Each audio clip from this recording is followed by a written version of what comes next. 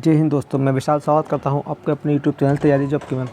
दोस्तों आज मैं लेकर आया हूं आपके लिए हिंदी का प्रैक्टिस सेट नंबर 6, जिसमें हम उन सभी परीक्षाओं को टारगेट करेंगे जिसमें अपना हिंदी की योगदान रखती है। ठीक है, और मैं आपको एक बार बताना चाहूँगा कि आपको इसी चैनल पर रोज़ शाम को 5 बजे हिंदी का practice set free of cost देखने को मिलता है।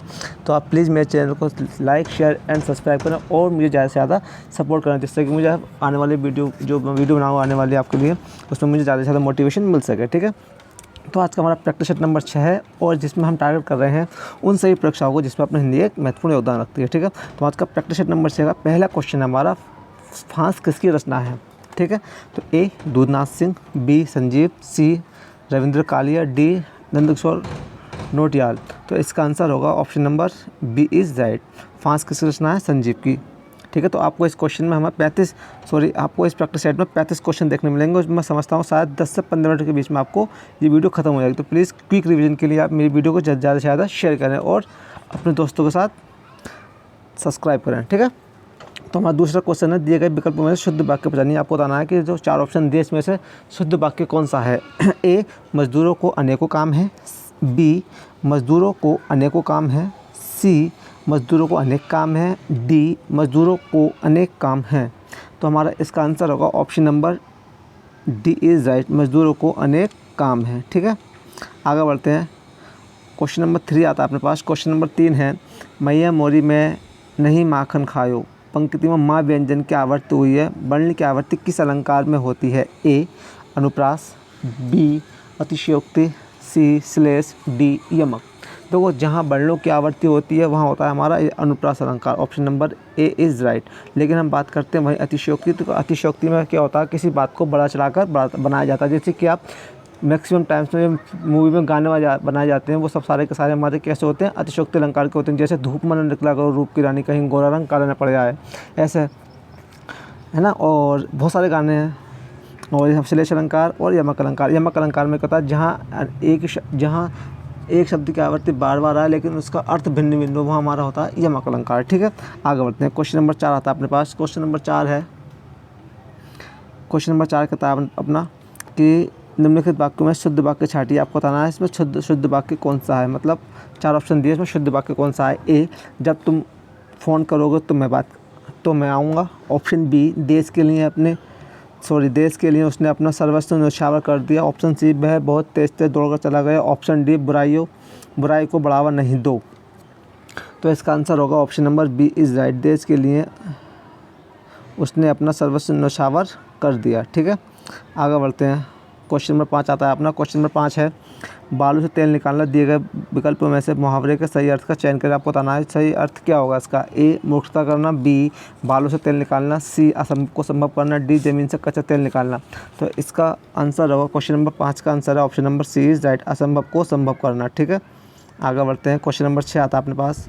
क्वेश्चन नंबर 6 है, मंदिर में जाने के बाद मन को शांति मिली है। दिए गए वाक्य का काल पहचानिए। ए अपूर्ण भूतकाल, बी सामान्य भूतकाल, सी पूर्ण भूतकाल, डी सामान्य भूतकाल। तो इसका आंसर होगा हमारा option number C is right, पूर्ण भूतकाल। ठीक है, वहीं आगे बढ़ते हैं। क्वेश्चन नंबर 7 आता है अपने पास। क्वेश्चन नंबर 7 है, जो असफलता से नहीं घबराता वही डैश का स्वाद चख पाता।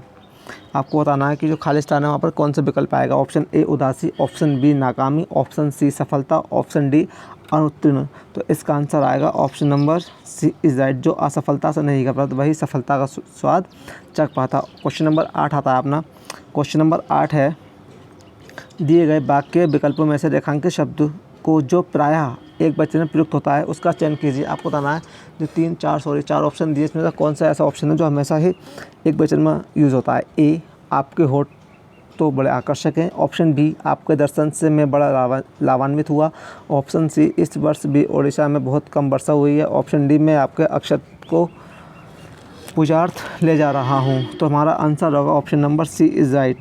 इस वर्ष भी उड़ीसा में बहुत कम वर्षा हुई है। तो हमारे वर्षा क्या है, वर्षा हमारा प्रायः एक वचन में प्रयोग होता है। ठीक है, आगे बढ़ते हैं। क्वेश्चन नंबर 9 आता है अपने पास। क्वेश्चन नंबर 9 है, आग लगने पर कुआं खोदना। दिए गए विकल्पों में से लोकोक्ति का सही अर्थ बताएं। आपको बताना है आग लगने पर कुआं खोदने का सही अर्थ क्या होता है। ऑप्शन ए विपत्ति आ जाने पर तुरंत समाधान खोजना। ऑप्शन बी तसल्ली से कोई काम करना। ऑप्शन सी व्यर्थ भागदौड़ करना। ऑप्शन डी विपत्ति आ जाने पर उसका निराकरण करना। तो हमारा आंसर होगा option number A is right. विपत्ति आ जाने पर तुरंत समाधान खोजना, ठीक है। आग लगने पर कुआं खोदना मतलब विपत्ति आ जाने पर तुरंत समाधान खोजना, ठीक है। अगला क्वेश्चन है, क्वेश्चन नंबर 10 आता है अपने पास।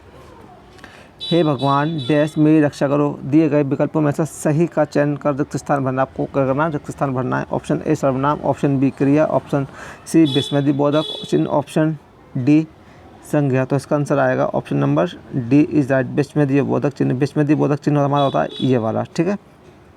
तो हे भगवान मेरी रक्षा करो। क्वेश्चन नंबर 11 आता है अपने पास। क्वेश्चन नंबर 11 है, जड़ का विरुद्धार्थी शब्द दिए गए विकल्प में से कौन सा है। ऑप्शन ए चेतन, ऑप्शन बी घास, ऑप्शन सी मूल, ऑप्शन डी अजड़। तो इसका आंसर होगा option number A is right. जड़ का बिलोंग होता है चेतन, ठीक है।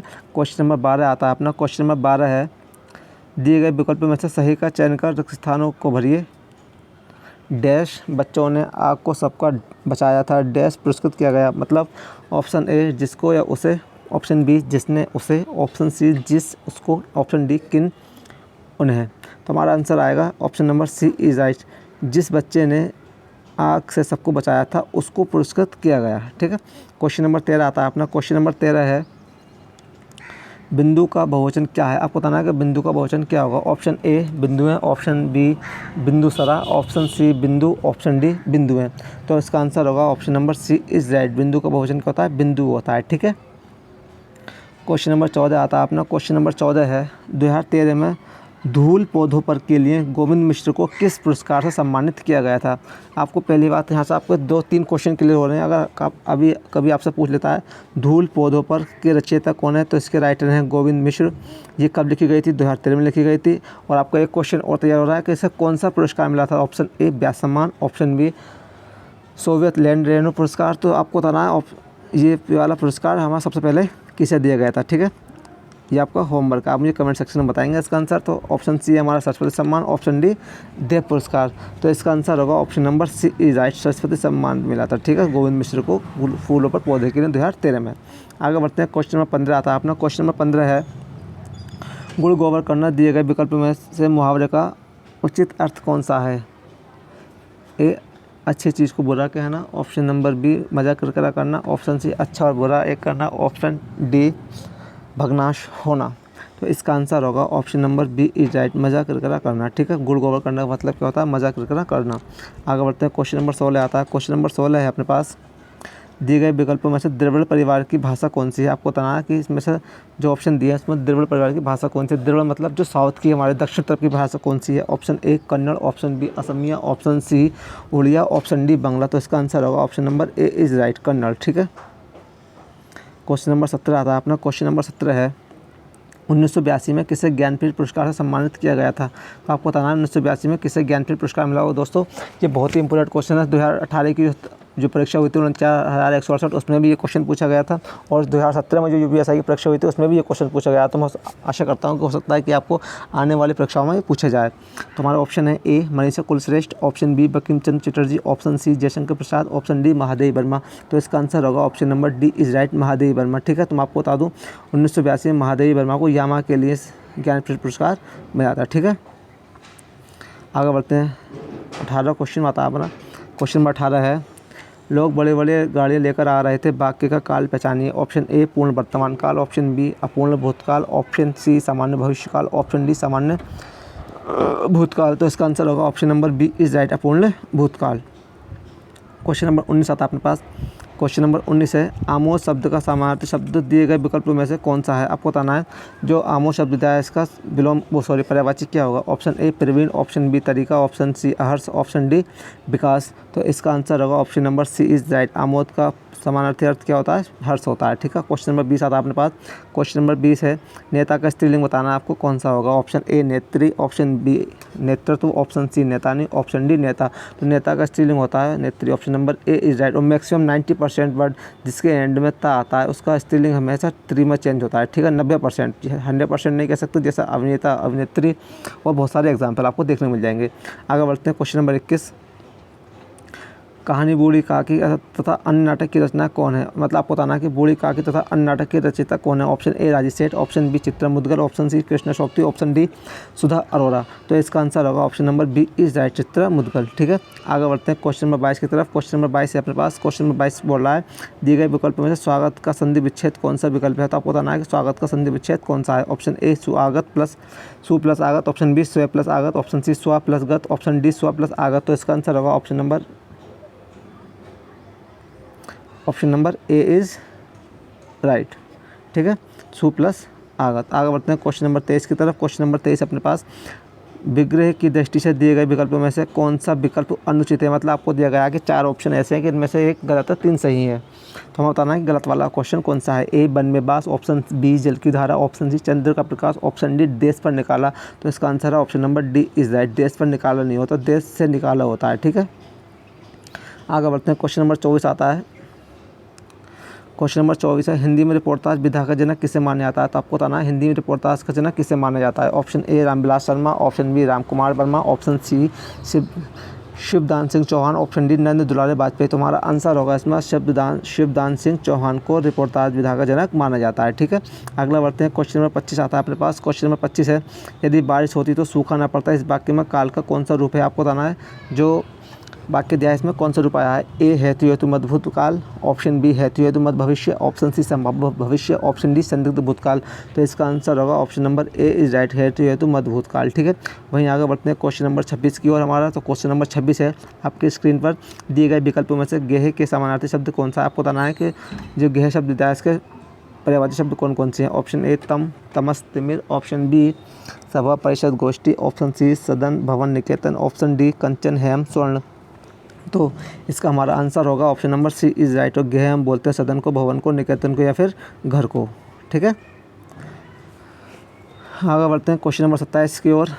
क्वेश्चन नंबर 27 है अति काटू बचन कहती के मानहु लोंजरो पर दोई, इस पंक्ति में कौन सा अलंकार है? तो आपको बताया ये पंक्ति दी है कौन सा अलंकार होगा। ऑप्शन ए उत्प्रेक्षा, ऑप्शन बी यमक, ऑप्शन सी श्लेष, ऑप्शन डी विभावना। तो इसका आंसर होगा हमारा option number A is right, उत्प्रेक्षा अलंकार है। ठीक है, उत्प्रेक्षा अलंकार की एक पहचान है, इसमें हमारे मैक्सिमम वर्ड्स जो आते हैं मानहु, मनहु, जानो, जनहु, ये ऐसे वर्ड हमें देखने मिलते हैं। ठीक है, वहीं आगे बढ़ते हैं क्वेश्चन नंबर 28 की ओर। तो क्वेश्चन नंबर 28 हमारे पास जयनंद कुमार की किस विधा को हिंदुस्तानी अकादमी पुरस्कार से सम्मानित किया गया है? ए सुनीता, ऑप्शन बी त्याग पत्र, ऑप्शन सी परख, ऑप्शन डी कल्याणी।